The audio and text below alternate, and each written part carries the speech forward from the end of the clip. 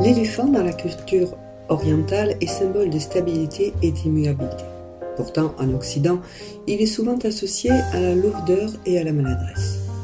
Ne dit-on pas être un éléphant dans un magasin de porcelaine? On peut donc s'interroger sur ces différences de perception.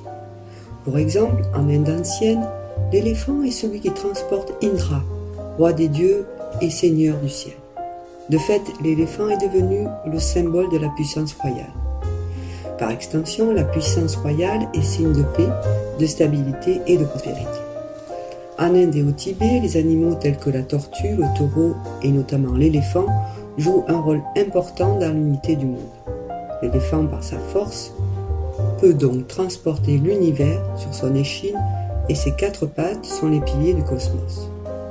En Afrique, l'éléphant est le symbole de prospérité, de longévité et de sagesse.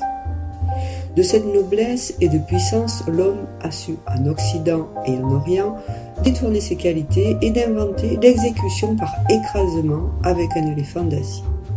Méthode qui consistait à utiliser un pachyderme pour écraser, torturer, démembrer des prisonniers lors d'exécutions publiques. Il faudra attendre tout de même le milieu du XXe siècle pour que ces pratiques soient définitivement interdites dans le monde. Aujourd'hui, en Occident, on a gardé l'expression « avoir une mémoire d'éléphant », signe sans doute que la lourdeur et la maladresse ne sont ici qu'apparence.